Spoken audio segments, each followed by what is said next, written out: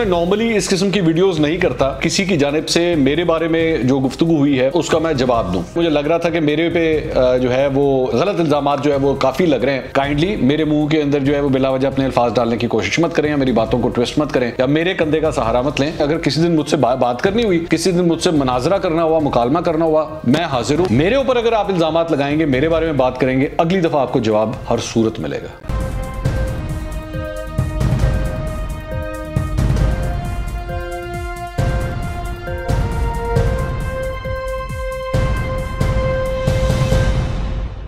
अस्सलाम वालेकुम नाज़रीन, मैं हूं मंसूर अली खान। अपने YouTube चैनल के ऊपर आपको खुश आमदीद कहूँगा। सबसे पहले आपसे दरख्वास्त के चैनल को सब्सक्राइब करना मत भूलिएगा और बेल आइकन ज़रूर प्रेस कीजिएगा।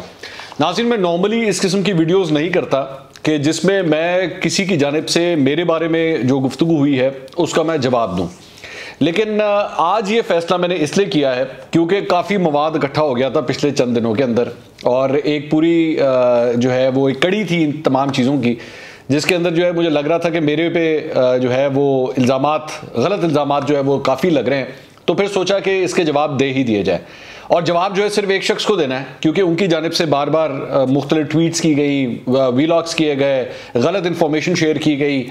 तो इसलिए मेरे ख्याल में शायद यही एक प्लेटफॉर्म है जिसमें ज़रा तफसील से बैठ के जो है वो बात हो जाए तो बेहतर है। मामला जो है जी वो किसके बारे में है? मामला है जी सिद्दीक जान साहब के हवाले से। आप जानते होंगे, नाम आपने सुना होगा, वीलॉग करते हैं, कोर्ट रिपोर्टिंग भी करते हैं। एक ज़माने में चैनल 92 के अंदर जो है वो सोशल मीडिया हैंडलिंग गालबन किया करते थे, उसके बाद कोर्ट रिपोर्टिंग की तरफ आ गए। इनकी माशाल्लाह काफ़ी फॉलोइंग भी है ट्विटर के ऊपर, सोशल मीडिया के ऊपर। इन्होंने पिछले चंद दिनों के अंदर कुछ मेरे बारे में कुछ बातें की, कुछ ट्वीट्स की, जिसका मेरे ख्याल में जवाब देना बहुत ज़रूरी है, क्योंकि पहले मैं नहीं देता था। मैंने कई दफ़ा इन्होंने मेरे बारे में बहुत सी बातें की, लेकिन मैंने कभी जवाब नहीं दिया क्योंकि मैं इंपॉर्टेंट नहीं समझता था। लेकिन मुझे लगता है कि शायद इस सिलसिले के लिए ज़रूरी है कि अगर आपके ऊपर कोई इल्ज़ाम लगे या आपके बारे में कोई गलत खबर फैला रहा हो तो फिर जवाब देना बहुत ज़रूरी है। अच्छा, टोटल जो चीज़ें हैं जी वो 5 हैं, 5 मुख्तलिफ चीज़ें हैं जिसके ऊपर मैं जवाब देना चाहता हूँ। और सबसे पहली बात, इन्होंने कल एक वीलॉग किया, और उस वीलॉग के ऊपर मोहम्मद ज़ुबैर साहब के ऊपर बेसिकली ये वीलॉग था, और उसके ऊपर इन्होंने बात करते करते उन्होंने एक बात उन्होंने कही इसके अंदर कि जी मंसूर अली खान साहब ने ये कहा है कि मोहम्मद ज़ुबैर की जो वीडियो है वो असली है। तो अगर मंसूर अली खान ने ये कह दिया है कि मोहम्मद ज़ुबैर की वीडियो असली है तो फिर आप खुद ही अंदाज़ा लगा लें। बराए मेहरबानी ज़हन में रखिएगा, मैंने कहीं भी ये बात नहीं की कि मोहम्मद ज़ुबैर की वीडियो असली है। मैंने आपसे ये कहा था कि मोहम्मद ज़ुबैर के बारे में जब मैंने 1-2 लोगों से जो वीडियो एडिटिंग के हवाले से या फोरेंसिक्स के हवाले से कुछ महारत रखते हैं, तो मेरी जब उनसे पहला रिएक्शन मैंने लिया, जो मेरी पहली बात हुई, तो उन्होंने ये कहा कि ये वीडियो असली है। ठीक है, काइंडली मेरे मुंह के अंदर जो है वो बिला वजह अपने अल्फाज डालने की कोशिश मत करें, या मेरी बातों को ट्विस्ट मत करें, या मेरे कंधे का सहारा मत लें। अगर आप कहना चाहते हैं कि जी मोहम्मद ज़ुबैर की वीडियो असली है, आपको बिल्कुल इजाज़त है, आप 100 दफ़ा कहिए, आपको कोई नहीं रोकेगा। आप किसी लीडर के बारे में, किसी जमात के बारे में क्या कहते हैं, क्या बोलते हैं, ये आप जाने, आपकी सहाफ़त जाने, आपका तज्जिया जाने, आपकी मर्ज़ी है। मेरे बारे में कम से कम बिला वजह जो है वो बात मत कीजिएगा, या मेरे जो मैंने कहा है उसी तक बात रहिएगा। वो इसलिए, अब मैं ये भी बता देता हूँ कि मैंने क्यों, मैं चाहता तो ये चीज़ भी शायद शेयर ना करता अगर ऐसी बात होती, लेकिन चूंकि मेरी बात हुई थी और मुझे जो फीडबैक मिला था, और ये मैं आज भी इस बात के ऊपर खड़ा हूँ कि मुझे कहा गया, तो मैंने उसी तरह कोट किया कि जी मुझे 2 लोगों से बात हुई, उन्होंने कहा कि वीडियो जेन्युइन लगती है। मोहम्मद ज़ुबैर साहब से अलबत्ता जब मेरी बात हुई तो उन्होंने कहा कि नहीं, ये वीडियो जेन्युइन नहीं है। मैंने उनका पॉइंट ऑफ व्यू भी दिया, क्या ये वीडियो जेन्युइन है या नहीं, मैं इसके बारे में कोई राय नहीं रखता, इसलिए क्योंकि यहाँ पे एक कॉन्ट्रडिक्शन आ रही है। यहाँ पे जिस शख्स को नज़र आ रहा है वो क्लियरली जो है वो इस बात को डिनाई कर रहा है, इसलिए चूंकि वो डिनाई कर रहा है तो हमेशा लॉ का, क्योंकि सिद्दीक जान साहब खुद भी जो है कोर्ट रिपोर्टिंग करते हैं, तो मेरे ख्याल में लॉ के हवाले से सबसे पहला रूल ये होता है, इनोसेंट अनटिल प्रूवन गिल्टी। ठीक है, तो जब तक इसका कोई फॉरेंसिक नहीं होता, जब तक ऐसे कोई ठोस सबूत नहीं आते, जब तक वो उसके अंदर जो खातून है जो बयान दे रही हैं, जो शख्स है जो ये कह रहा है कि जी मैं इनका दोस्त था, वो मुझे उठा के ले गए थे, जब तक वो सामने नहीं आते, कोई कानूनी कार्रवाई अपने फैसले तक नहीं पहुंचती, मोहम्मद ज़ुबैर साहब जो है वो इनोसेंट ही डिक्लेयर रहेंगे, चाहे आप कितना मर्जी तड़प लें या मैं कितना मर्जी तड़प लूँ, उससे कोई फर्क नहीं पड़ेगा। तो इसलिए मैंने ये बात कही नहीं की कि मोहम्मद ज़ुबैर साहब की वीडियो असली है। दूसरी बात, इन्होंने इस दौरान फरमाया अपने इसी व्लॉग के अंदर कि जी मंसूर अली खान की जो है वो मरियम नवाज से मुलाकात हुई और मरियम नवाज ने मेरे अलावा और भी जर्नलिस्ट उन्होंने कहा कि जी इनके अलावा और भी सहाफ़ी थे और मरियम नवाज ने जो है अपने उस मुलाकात के अंदर ये बात कही कि जी मोहम्मद ज़ुबैर साहब जो है वो मेरे तर्जुमान कंटिन्यू करेंगे। तो उन्होंने साथ एक बात कही बड़ी इंटरेस्टिंग, उन्होंने कहा जी इसमें कोई बुरी बात नहीं है, इसमें कोई बुरी बात नहीं है कि सहाफ़ी जो हैं वो सियासतदानों से मिलते हैं, उनका पॉइंट ऑफ व्यू मिलता है, उनसे ख़बर मिलती है, उनसे मुलाकातें होती हैं। बिल्कुल सही कह रहे हैं आप, मैं आपकी बात से एग्री करता हूँ, लेकिन काश यही बात आज से चंद साल पहले तक भी आपको इस बात का पता होता कि हम जब मुलाकातें करते हैं, जब हम सहाफ़ी जाके मुलाकातें करते हैं तो इसका मतलब ये नहीं होता कि हम जो है अब उनकी लाइन टो करना शुरू कर देंगे, हम उनका पॉइंट ऑफ व्यू लेते हैं।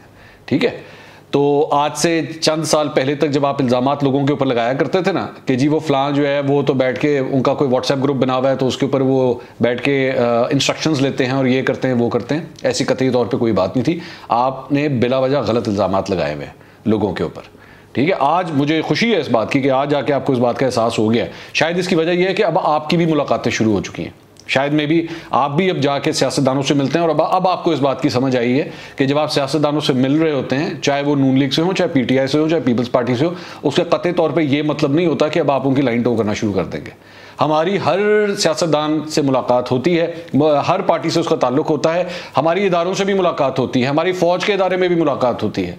ठीक है, हमारी और भी इंटेलिजेंस एजेंसीज के लोगों से हमारी मुलाकातें होती हैं, लेकिन उसका कतई तौर पे ये मतलब नहीं होता कि हम किसी सियासतदान की, किसी सियासी पार्टी की या हम किसी इदारे की लाइन जो है वो टो करना शुरू कर देंगे। ठीक है, और ना मैं आपके ऊपर इस किस्म के कभी कोई इल्ज़ामात लगाने के बारे में सोच सकता हूँ, इवन दो आपके भी पूरी जिस किस्म के आप अब तक सहाफ़त करते रहे हैं, बहुत से लोगों को उससे इख्तलाफ हो सकता है, शायद मुझे भी इख्तलाफ हो सकता है, लेकिन मैं फिर भी इस हद तक नहीं जाऊँगा कि मैं बिला वजह आप लोगों के ऊपर कोई इल्ज़ामात लगाऊँ।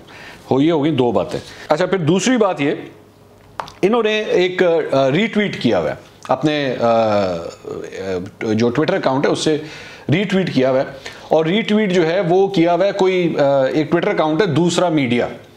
अच्छा, वो इंटरेस्टिंग बात ये है कि दूसरा मीडिया जो है, ये जो ट्विटर अकाउंट बना हुआ है, इसके टोटल कुछ 745 फॉलोअर हैं टोटल अभी तक, जब ये मैं आपसे रिकॉर्डिंग कर रहा हूँ। सिद्दीक जान उनमें से एक है, गालबन एक हैं, क्योंकि इनकी ट्वीट्स जो हैं वो रीट्वीट भी वो करते हैं, तो मेरे हवाले से एक इन्होंने रीट्वीट किया हुआ है, इसलिए भी ज़रा मैं इसका जवाब दे दूं। मामला है जी, कल जो मैंने एक वीलॉग रिकॉर्ड किया था और वो रिकॉर्ड किया था अली अमीन गंडापुर के ऊपर, जिसमें उन्होंने बेसिकली एक सोशल मीडिया यूज़र को ये कहा था कि आई विल फिक्स यू। तो उस पर उन्होंने कहा कि जी क्योंकि मैं एतराज़ कर रहा हूँ इस बात के ऊपर कि अली अमीन गंडापुर जो हैं वो खुलेआम जो है लोगों को धमकियाँ दे रहे हैं, तड़ियाँ लगा रहे हैं, तो उन्होंने उस दूसरा मीडिया ने जो है मेरी उस एक ट्वीट जो कि डिलीटेड ट्वीट है, ये भी ज़हन में रखिएगा, डिलीटेड ट्वीट है, उसका स्क्रीनशॉट उन्होंने लगा के और साथ जो है वो मेरी कल की ये वीडियो जो है उसको उन्होंने इस्तेमाल किया।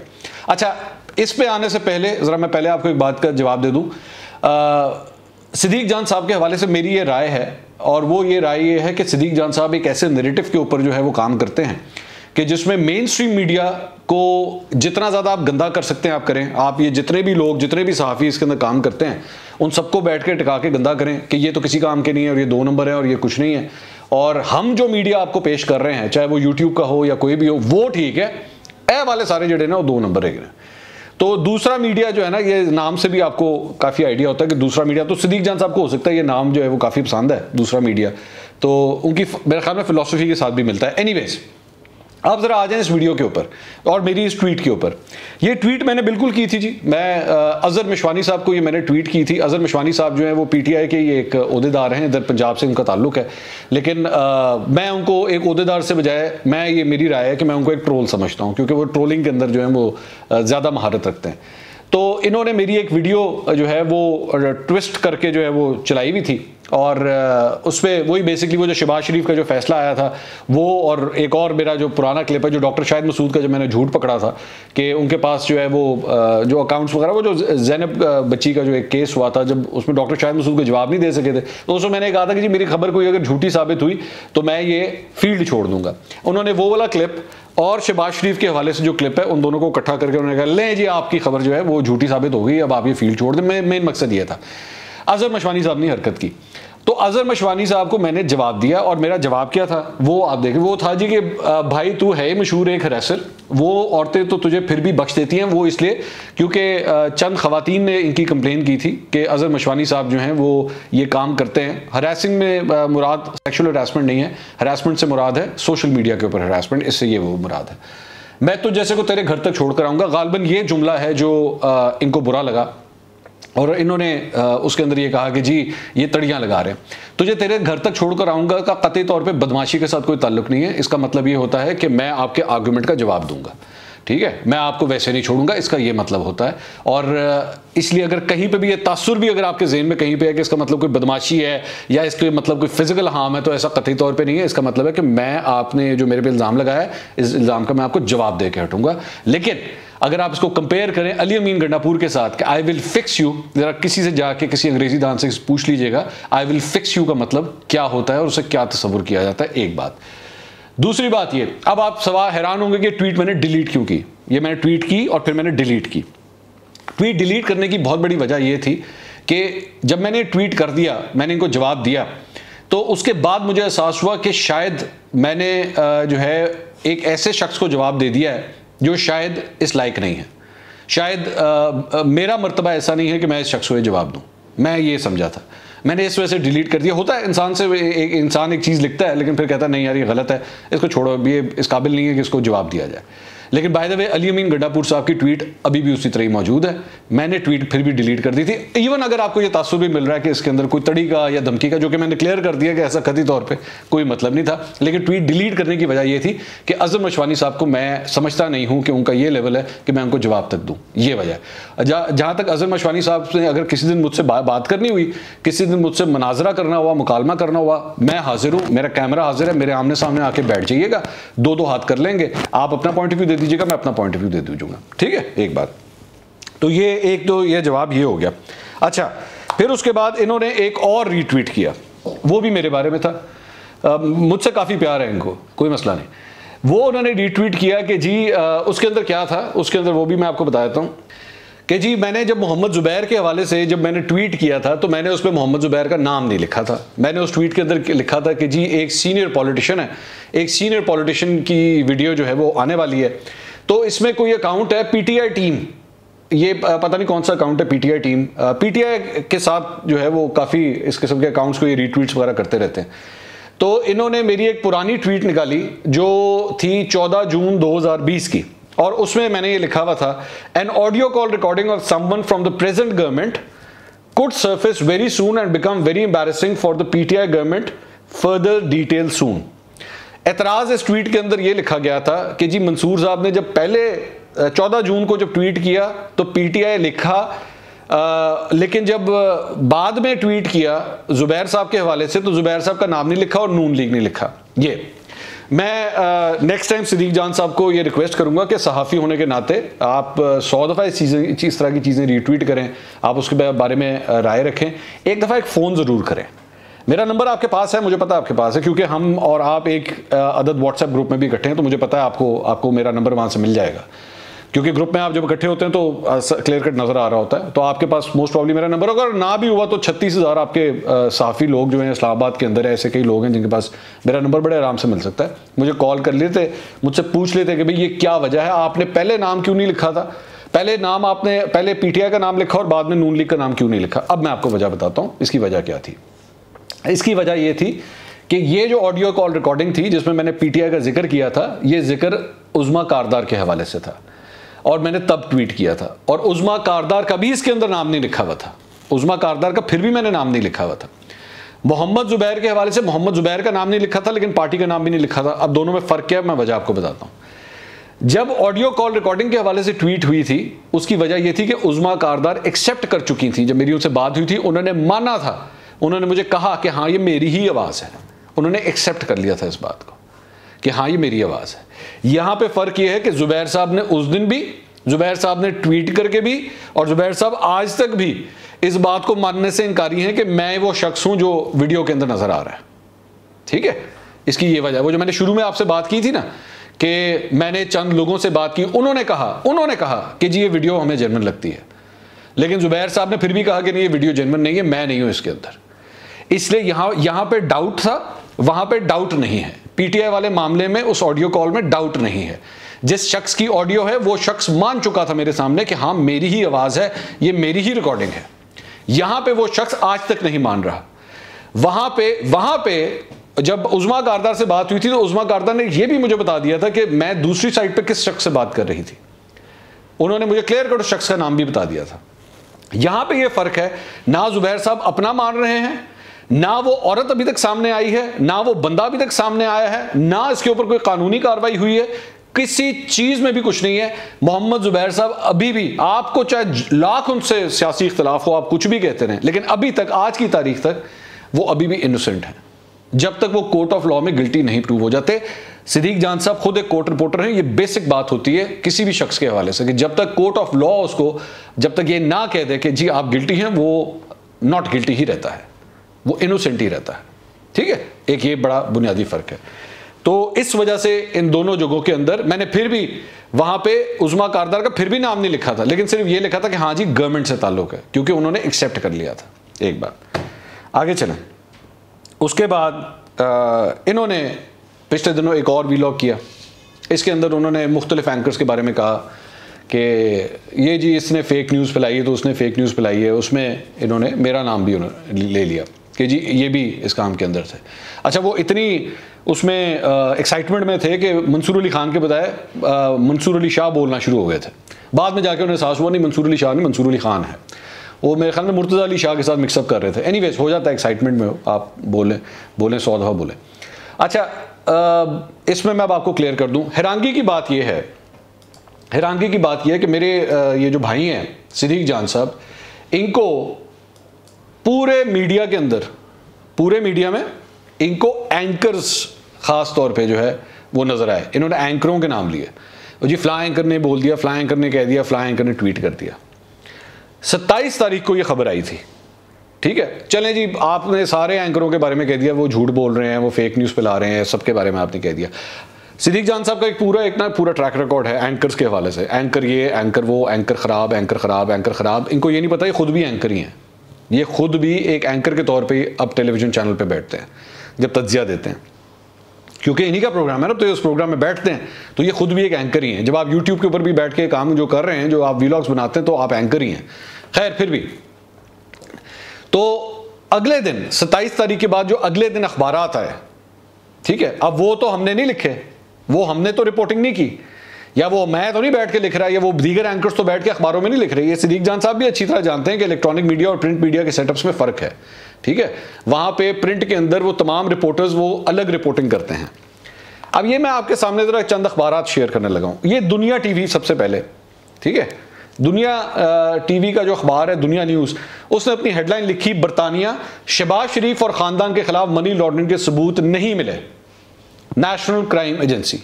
ये दुनिया न्यूज़ ने रिपोर्ट किया।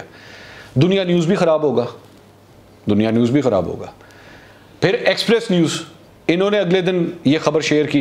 इन्होंने हेडलाइन दी, मनी लॉन्ड्रिंग केस, बरतानवी अदालत ने शहबाज शरीफ बेटे के अकाउंट्स बहाल कर दिए। एक्सप्रेस न्यूज़ भी ख़राब होगा। जाहिर बात है, मैं काम करता हूं तो शायद ये अदारा भी मेरे असर सुर्ख में। वो और बात है कि नीचे उनके रिपोर्टर का नाम लिखा हुआ है, आरिफ अनीस साहब हैं, उन्होंने इस पूरी खबर को रिपोर्ट किया। ये भी गलत, ये भी 2 नंबर होंगे। ठीक है, उसके बाद और आगे आ जाएं।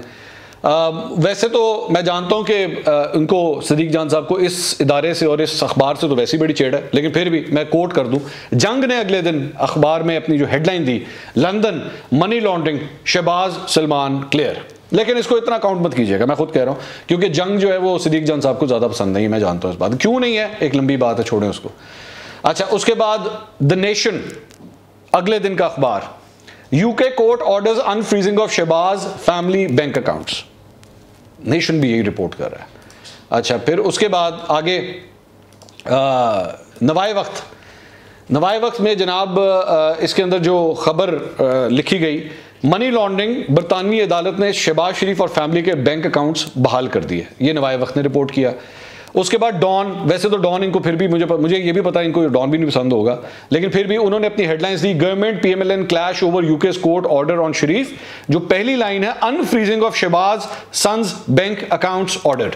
ठीक है, ये डॉन ने रिपोर्ट किया, लेकिन मुझे पता है सिद्दीक जान साहब को डॉन पसंद नहीं होगा। डेली टाइम्स ने अपनी पूरी पहली हेडलाइन दी, UK court orders restoration of Shahbaz bank accounts. ये सारे वो अखबार थे जो पाकिस्तान के चंद बड़े अखबारों में से एक हैं, सब ने बैठ के ये रिपोर्ट किया।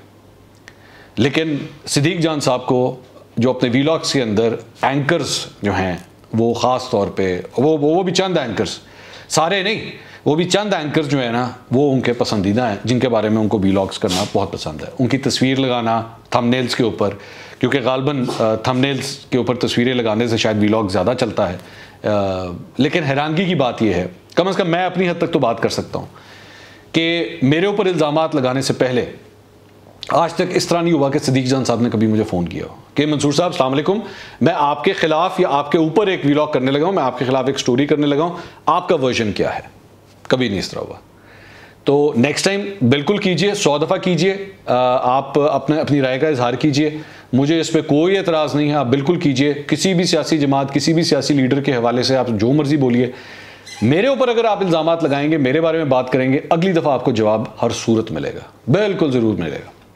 और कतई तौर पे इसको धमकी या तड़ी मत समझिएगा, बड़े प्यार से आपसे सिर्फ ये कर रहा हूँ, इल्ज़ामात लगाएंगे तो जवाब ज़रूर आएगा। अगले व्लॉग में दोबारा मुलाकात होगी। अल्लाह हाफ़िज़।